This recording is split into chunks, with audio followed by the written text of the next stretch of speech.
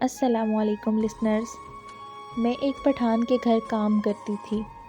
اس پٹھان کی جوان بیٹی روز مجھے پیسے دیتی اور کہتی آج رات تم میری جگہ سو جانا۔ میں خوشی سے وہ پیسے لے لیتی اور رات کو اس کے بستر پر چادر اوڑھ کر سو جاتی۔ ایک روز پٹھان کی بیٹی نے مجھے بہت سارے پیسے دیے اور کہا تم کچھ دنوں کے لیے اپنے گھر چلی جاؤ اور یہاں کا رخ نہ کرنا۔ اتنے سارے پیسے دیکھ کر میں حیران رہ گئی۔ مجھے سمجھ نہیں آ رہی تھی کہ وہ مجھے اتنے سارے پیسے کیوں دے رہی ہے۔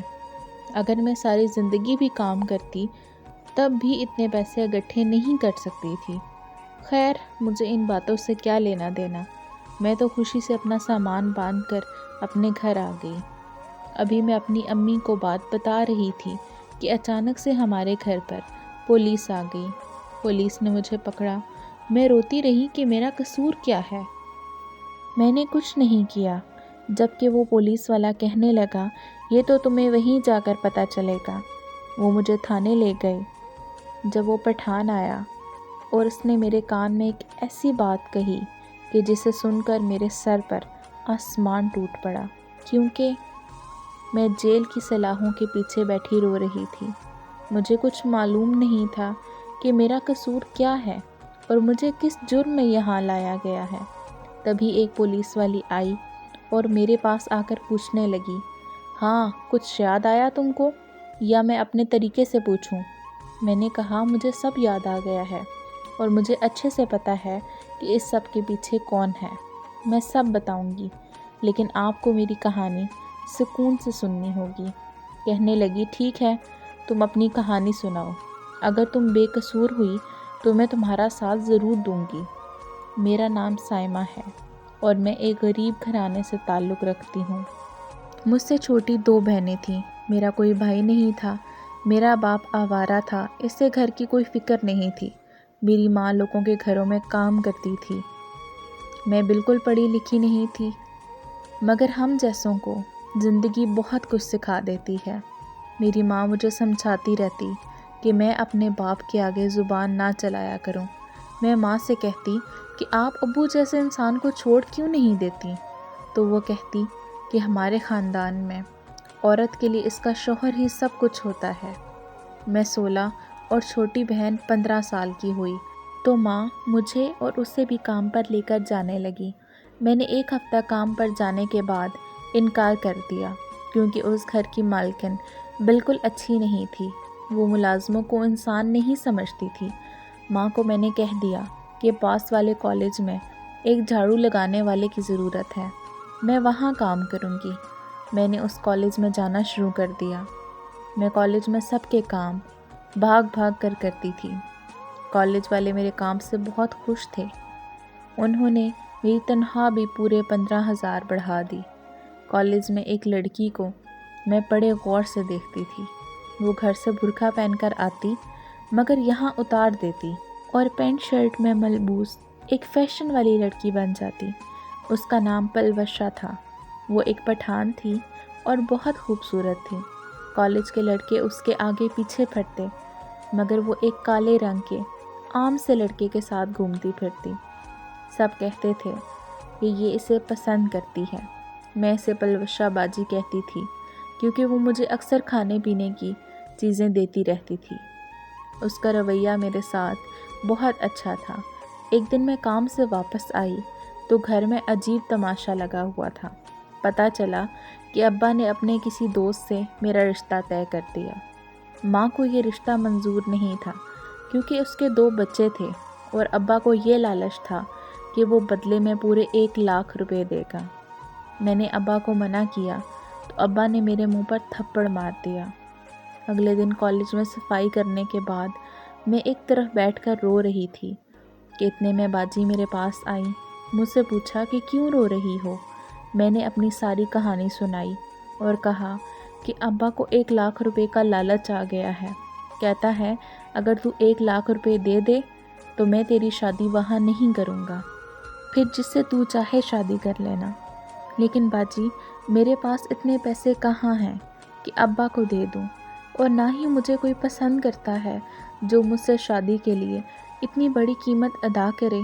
باجی کہنے لگی، مگر میں تمہاری مدد کروں گی اور تمہیں 1 لاکھ روپیہ بھی دوں گی، تو اس کے بدلے کیا تم میرا ایک کام کرو گی؟ میں نے پوچھا، کیسا کام؟ اس نے کہا، تم یہ کالج کی نوکری چھوڑ کر میرے گھر پر کام کر لو، مجھے ایک وفادار ملازمہ کی ضرورت ہے۔ میں نے سوچا، یہ تو بڑی اچھی آفر ہے، وہ مجھے 1 لاکھ روپے کے بدلے نوکری بھی دے رہی ہے۔ میں نے کہا، ٹھیک ہے، میں کام کرنے کے لیے تیار ہوں۔ لیکن میرے دماغ میں ایک شک آنے لگا کہ وہ کام کے بدلے میں 1 لاکھ روپے کیوں دے رہی ہے؟ مگر جب پیسے ہاتھ میں آ جائیں تو پھر کچھ یاد نہیں رہتا۔ میں نے 1 لاکھ روپے ابا کو دیے اور کہا کہ یہ لو، یہ مجھے پورے 1 سال کی ایڈوانس سیلری ملی ہے۔ ابا کو پیسے مل گئے تھے، اسے اب میری کوئی پرواہ نہیں تھی۔ میں نے ماں سے اس لڑکی کے بارے میں بات کی تو ماں بھی بہت خوش ہوئی۔ خیر، میں اپنا سامان لے کر اس پٹھان لڑکی کے گھر چلی گئی۔ دروازہ باجی نے کھولا، مجھے لے کر اندر آ گئی اور کہا، جب تک میں نہ کہوں تم کچھ مت بولنا۔ میں حیران ہو کر ایک طرف بیٹھ گئی۔ کچھ دیر کے بعد میں نے دیکھا کہ ایک کمرے سے ایک بڑی عمر کا پٹھان نکلا۔ اس کے ہاتھ میں ایک چھڑی تھی۔ اس نے آواز دی۔ باجی نے جلدی سے ایک اور ملازم کو اشارہ کیا اور وہ تیزی سے بھاگتے ہوئے اس پٹھان کے پاس پہنچ گیا۔ اس پٹھان نے پوچھا کہ گھر میں کوئی اور بھی ہے؟ تو بیٹی نے کہا، یہ ایک نئی ملازمہ گھر آئی ہے۔ پھر وہ لڑکا اس پٹھان کو ہاتھ سے پکڑ کر باہر لے کر جانے لگا۔ مجھے حیرت ہو رہی تھی کہ اس پٹھان کو وہ لڑکا گھر سے باہر جاتے نظر کیوں نہیں آیا۔ پھر نظریں اس کے چہرے پر پڑیں تو مجھے ساری کہانی سمجھ آ گئی۔ وہ پٹھان اندھا تھا، دیکھ نہیں سکتا تھا۔ میں نے گھر کی صفائی کی اور کھانا پکایا۔ باجی نے صبح کالج جاتے وقت برقع پہن لیا۔ ابھی وہ جانے ہی لگی تھی کہ اس کے باپ کی آواز آئی، تم نے برقع پہنا ہوا ہے یا نہیں؟ پھر اس نے ہاتھ لگا کر تصدیق کی کہ کیا واقعی ہی اس کی بیٹی نے برقع پہنا ہوا ہے یا نہیں۔ جب اسے تسلی ہو گئی تو اس نے اپنی بیٹی کو گھر سے باہر جانے کی اجازت دے دی۔ اب مجھے سمجھ آ رہا تھا کہ باجی کیوں برقع پہنتی تھی۔ اس کے والد پٹھان تھے اور بہت سخت تھے۔ خیر، مجھے اس گھر کا ماحول بہت ہی عجیب لگا۔ میں نے دیکھا کہ وہ صاحب باجی سے بہانے سے بات کرنے کی کوشش کرتے، مگر وہ صاحب کی کسی بات کا ڈھنگ سے کوئی جواب نہیں دیتی۔ مجھے بہت دکھ ہوا کہ وہ اپنے باپ کو دھوکہ دے رہی ہے، اس کے اندھے ہونے کا ناجائز فائدہ اٹھا رہی ہے۔ مجھے وہاں کام کرتے ابھی تیسرا دن تھا کہ رات کو باجی میرے کوارٹر میں آئی اور کہا، میں گھر سے باہر جا رہی ہوں، تم میرے بستر پر لیٹ جاؤ تاکہ کسی کو شک نہ ہو۔ میں سمجھ گئی کہ باجی کا تعلق جس لڑکے سے چل رہا تھا وہ اس سے ملنے جا رہی ہیں۔ باجی نے کہا، میں تمہیں پیسے دوں گی، اور پھر انہوں نے ڈھیر سارے پیسے میرے ہاتھ پر رکھ کر مجھے اپنے کمرے میں بھیج دیا۔ مجھے ڈر لگ رہا تھا اگر صاحب کو پتہ چل گیا تو ویسے تو وہ اندھے تھے، انہیں کچھ نظر نہیں آتا تھا، مگر پھر بھی اگر وہ کمرے میں چیک کرنے آ گئے تو کیا ہوگا۔ خیر، میں باجی کے بستر پر لیٹ گئی اور اپنے اوپر کمبل کر لیا۔ مجھے لگ رہا تھا کہ اب پریشانی کے مارے مجھے نیند نہیں آئے گی، مگر میں جلدی ہی سو گئی۔ جب مجھے ہوش آیا تو دیکھا باجی واپس آ گئی تھی اور مجھے اٹھا رہی تھی۔ باجی نے مجھے اٹھا کر کچن میں بھیج دیا۔ صاحب کا کمرہ نیچے تھا اور باجی کا اوپر، مگر صبح کا ناشتہ دونوں اکٹھے کرتے تھے۔ اگلی رات باجی نے پھر مجھے پیسے دیے اور کہا، میرے بستر پر لیٹ جاؤ، میں گھر سے باہر جا رہی ہوں۔ آج رات کو بھی مجھے بہت گہری نیند آئی۔ پھر روزانہ یہی ہونے لگا کہ باجی مجھے پیسے دے کر اپنے بستر پر سلا دیتی۔ مجھے اب شک ہونے لگا کہ ضرور دال میں کچھ کالا ہے۔ اگر باجی کو کسی سے ملنے جانا بھی ہوتا ہے تو مجھے اپنے بستر پر سلانے کی کیا ضرورت تھی؟ اور سب سے بڑی بات کہ مجھے بھی اس کے بستر پر لیٹتے ہی فوراً نیند آ جاتی۔ ضرور باجی مجھ سے کچھ چھپا رہی تھی۔ مجھے اس کا اپنی مدد کے لیے دیا 1 لاکھ روپیہ یاد آیا۔ बाजी ने आज तक वो पैसे नहीं मांगे थे, बल्कि और पैसे देती रहती थी। मैंने सोचा कि मुझे पता चलाना चाहिए कि बाजी मुझे अपने बिस्तर पर सुलाकर खुद कहाँ जाती हैं। अगले रोज़ मैंने कमरे में जाते ही बेड पर 2 तकिए रखे और ऊपर चादर डाल दी। अब कोई दूर से देखता तो उसे यही लगता कि कोई सोया हुआ है। ये काम करने के बाद मैं छुप गई और देखने लगी कि क्या होता है। आधा घंटा गुजर जाने के बाद मुझे कमरे के बाहर सरगोशियों की आवाज़ें आने लगीं। फिर ये देखकर मैं हक्का बक्का रह गई कि कमरे में 3 नौजवान लड़के दाखिल हुए। इनको मैंने पहचान लिया। वो तीनों बाजी के कॉलेज के दोस्त थे। इनके पीछे बाजी भी कमरे में आ गई। कहने लगी, ये नहीं उठने वाली।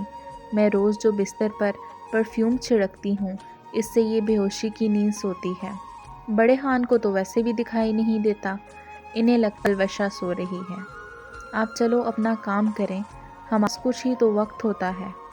वो सब इसकी हाँ में हाँ मिलाते हुए कमरे से बाहर निकल गए। मैं सोचने लगी कि ये सब किस काम की बात कर रहे हैं और यहाँ क्या करते फिर रहे हैं।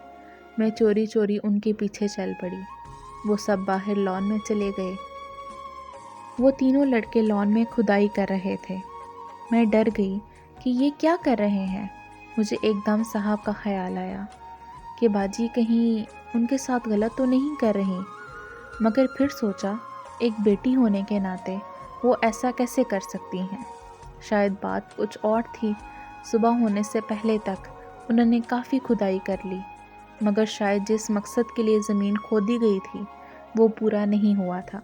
बाजी ने कहा, हिम्मत नहीं हारनी, कल बाकी का जो काम रह गया है वहाँ से शुरुआत करेंगे। वो तीनों लड़के चले गए। मैं भागकर कमरे में आ गई और बिस्तर पर लेट गई। अगले 2-3 दिन यही ड्रामा चलता रहा। मैं रोज़ छुप कर देखती कि वो लॉन में खुदाई कर करके जाने क्या ढूंढते रहते हैं। 3 दिन पहले की बात है। इस रात में खिड़की के करीब से छुपकर बाहर देख रही थी। अचानक एक लड़के की आवाज़ आई। कहने लगा, लगता है ख़जाना मिल गया। ख़जाना का सुनकर मैं चौंक गई। उस लड़के की आवाज़ सुनकर बाकी सब लड़के भागकर उसके पास चले गए।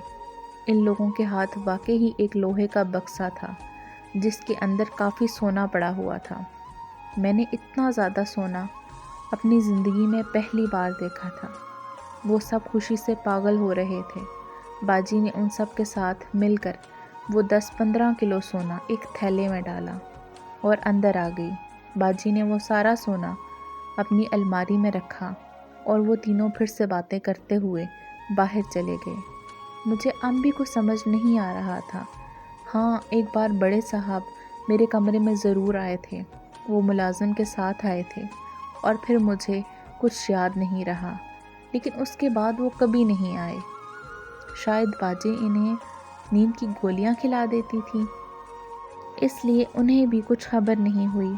मुझे तो कुछ समझ नहीं आ रहा था कि बाजी को इस ख़जाने का कैसे पता चला और उन्होंने अपने बाप से क्यों छुपाया। उस दिन के बाद बाजी ने मुझे कहा कि तुम छुट्टी पर चली जाओ। मैं अपने घर आ गई और बाद में वहाँ उनके बाप बेटी के साथ क्या हुआ मुझे नहीं पता, लेकिन मैं इतना ज़रूर जानती हूँ कि मेरे ख़िलाफ़ साजिश हुई है। मुझे लगता है कि बाजी के साथियों की नीयत में फतूर आ गया होगा, इसलिए उन्होंने ये सब कुछ किया होगा। मैंने सारी कहानी सुनाकर दम लिया और पुलिस वाली को देखा। वो मुझसे पूछने लगी, तुम्हें कैसे पता कि वो दोनों बाप बेटी थे? इस सवाल पर मैं उसे हैरत से देखने लगी। मुझे कुछ समझ नहीं आया कि वो क्या पूछने की कोशिश कर रही है।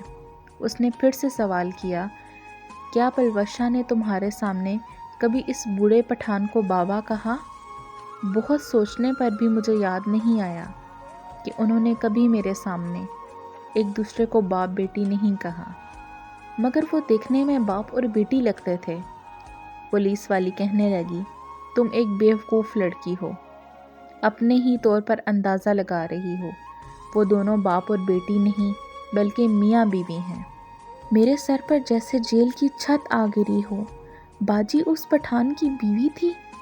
मुझे 2 महीने हो गए थे और मैं यही समझती रही कि वो उनकी बेटी है। پھر وہ پولیس والی کہنے لگی کہ پلوشا نے تمہارے خلاف FIR درج کروائی ہے اور شک ظاہر کیا ہے کہ میرے گھر سے وہ سارا سونا تم نے چوری کیا ہے اور تم مجھے الگ کہانی سنا رہی ہو۔ میں نے کہا اگر وہ واقعی ہی میاں بیوی ہیں تو صاف بات ہے کہ باجی نے اپنے ساتھیوں کے ساتھ مل کر سازش کی ہے۔ میں یہ سوچنے لگی کہ شاید میری غلطی ہے جو ان کو باپ بیٹی سمجھ لیا، لیکن میں نے کئی بار باجی کے سامنے صاحب کو ان کا باپ بولا تھا، تو پھر انہوں نے مجھے سچ کیوں نہیں بتایا؟ پتہ نہیں باجی کیا چاہتی تھی، لیکن اس کو میرے ساتھ یوں نہیں کرنا چاہیے تھا۔ میرا دل کتنی بار چاہا کہ صاحب کو باجی کی حقیقت بتا دوں اگر ہر بار میں چپ کر جاتی، مگر اب افسوس ہوا کہ کاش میں بتا دیتی تو آج حالات مختلف ہوتے۔ پولیس باجی کو گرفتار کر کے جیل میں لے آئی اور میری والی جیل میں ہی قید کر دیا۔ ان کا چہرہ غصے میں لال تھا، جیسے وہ ابھی مجھے مار ڈالیں گی۔ پھر وہ خود ہی رونے بیٹھ گئیں۔ کچھ دیر کے بعد میں نے کہا باجی آپ نے مجھے پھنسایا ہے، تو میں نے بھی سارے راز پولیس کو بتا دیے۔ نہ آپ میرے ساتھ ایسا کرتی اور نہ آج یہاں ہوتی۔ آخر آپ نے میرے ساتھ ایسا کیوں کیا؟ میں نے آپ کا کیا بگاڑا تھا؟ وہ گردن جھکا کر رونے لگی اور کہنے لگی میری اور تمہاری کہانی میں زیادہ فرق نہیں ہے۔ جس طرح تمہارا باپ تمہاری شادی پیسوں کے لالچ میں کروانا چاہتا تھا، اسی طرح میرے باپ نے بھی یہی کچھ کیا۔ ایک نابینا اور بڑی عمر کے مرد کو مجھ جیسی حسین اور جوان لڑکی سونپ دی۔ یہ کہاں کا انصاف تھا؟ میرے بھی کچھ ارمان تھے اور خواب تھے، لیکن میری مدد کسی نے نہیں کی۔ میرا شوہر نابینا تو نہیں تھا، مگر اس کی بینائی بالکل ختم تھی، اسے بہت کم دکھائی دیتا، اور اس کے پاس جو واحد خوبی تھی وہ اس کی دولت تھی۔ میں نے اس بات کا پورا فائدہ اٹھایا اور اس سے 2 سال کا وقت مانگا اور اپنی تعلیم پوری کرنے کی اجازت مانگی۔ اس نے میری بات مان لی، مگر شرط رکھی کہ میں اپنے رسم و رواج کے مطابق برقع پہن کر باہر جایا کروں گی۔ میں اس کی تسلی کے لیے گھر سے برقع پہن کر چلی جاتی اور کالج میں جا کر اپنی مرضی کی زندگی جینے لگتی۔ میں وہاں ایک لڑکے کو پسند کرنے لگی تھی۔ وہ نوجوان تھا، میری ہی عمر کا تھا، اور میری تعریف ایسے لفظوں میں کرتا تھا جیسے لفظ میں اپنے شوہر کے منہ سے سننا چاہتی تھی۔ زندگی تو وہ تھی جو میں باہر آزادی سے جی رہی تھی۔ میرا دل اپنے شوہر کے گھر میں نہیں لگتا تھا۔ میری 2 سال کی مانگی ہوئی مدت ختم ہونے والی تھی اور میں اس سے پہلے ہی اس کے گھر سے بھاگ جانا چاہتی تھی۔ ایک دن میں نے اسے فون پر بات کرتے سنا۔ وہ کسی کو بتا رہا تھا کہ اس کے گھر کے لان میں اس نے اپنی بیوی کا سارا زیور دبا کر رکھا ہے۔ بھلا ایسی باتیں کون کسی کو بتاتا ہے؟ میں اپنے دوستوں کے ساتھ اس کا سب کچھ لے کر بھاگ جانا چاہتی تھی۔ میرے دوست نے ہی ڈاکہ ڈالنے کا ناٹک کیا۔ میں نے سب کچھ ان کے ہاتھ بھجوا دیا کہ کوئی بھی مجھ پر شک نہ کر سکے۔ تمہیں اس لیے کام پر رکھا تھا تاکہ وقت پڑنے پر سارا الزام تمہارے سر ڈال سکوں، مگر میں نہیں جانتی تھی کہ تم میری ساری سرگرمیوں سے واقف ہو چکی ہو۔ میں نے کہا آپ نے اپنے شوہر کو دھوکہ دے کر اچھا نہیں کیا، آپ نے بہت غلط کیا۔ ایک شخص کے نکاح میں ہوتے ہوئے دوسرے سے تعلق بڑھایا، پھر اس کو لوٹنے کا پلان بنایا اور لوٹ بھی لیا، اور پھر ایک بے قصور انسان یعنی مجھے پھنسا دیا۔ لیکن سچ کبھی نہیں چھپتا، وہ ایک نہ ایک دن سامنے آ جاتا ہے۔ کچھ دنوں کے بعد مجھے چھوڑ دیا گیا اور باجی کو عدالت میں پیش کر دیا گیا۔ اس پر لوٹ مار، شوہر کو دھوکے کے ساتھ قتل کا الزام بھی لگا دیا گیا، کیونکہ وہ بوڑھا پٹھان سر میں چوٹ لگنے کی وجہ سے مر چکا تھا۔ باجی کے دوستوں کو بھی پکڑ لیا گیا۔ لالچ نے باجی کو کہیں کا نہیں چھوڑا تھا۔ میں بے قصور تھی، مجھے چھوڑ دیا گیا۔ اب میں ایک اور جگہ کام پر جاتی ہوں اور اپنی زندگی سکون سے گزار رہی ہوں۔ اگر آپ کو آج کی یہ کہانی پسند آئی ہو تو میرے چینل کو ضرور سبسکرائب کریں۔